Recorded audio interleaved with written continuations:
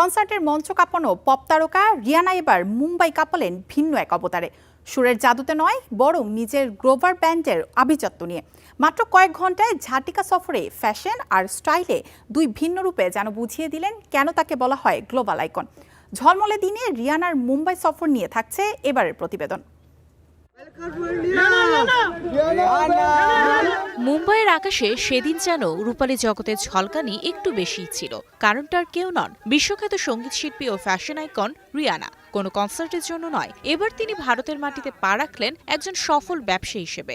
নিজের প্রসাধনী brand Fenty beauty যাত্রা শুরু করতেই এই বিশেষ সফর।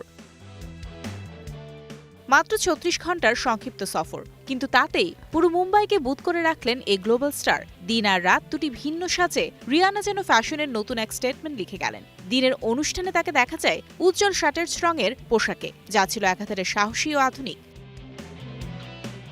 পশ্চিমা এই পোশাকের সাথে রিয়ানা জুড়ে দিয়েছিলেন ভারতীয় আভিজাত্য। প্রখ্যাত ডিজাইনার মনীষ মালহোত্রার তৈরি হীরের গয়নায় তাকে দেখাচ্ছিল একদম অন্যরকম। আর রাত বাড়তেই রিয়ানা হাজির হন ব্ল্যাক ড্রামাটিক লুকে। গ্ল্যামার আর আভিজাত্যের মিশেলে তিনি যেন হয়ে উঠেছিলেন সেই সন্ধ্যার মধ্যমণি। রিয়ানার এই আয়োজনে চাঁদের হাট বসেছিল মুম্বাই। ঈশা আম্বানি থেকে শুরু করে বলিউডের প্রথম সারির তারকারা যোগ দিয়েছিলেন এই উৎসবে। পাশে ছিলেন ফ্যাশন আইকন মনীষ মালহোত্রা, আন্তর্জাতিক মিডিয়া আর ইনফ্লুয়েন্সাররা।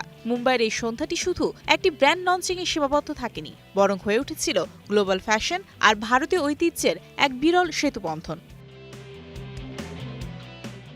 তবে রিয়ানার লক্ষ্য ছিল আরও গভীরে। ভারতের বৈচিত্র্যময় স্কিন টোনের বিশাল বাজারে ফেন্টি বিউটির ইনক্লুসিভ বিউটি বা সবার জন্য সৌন্দর্য, এই দর্শনকে প্রতিষ্ঠিত করতেই এই সফরের মূল উদ্দেশ্য।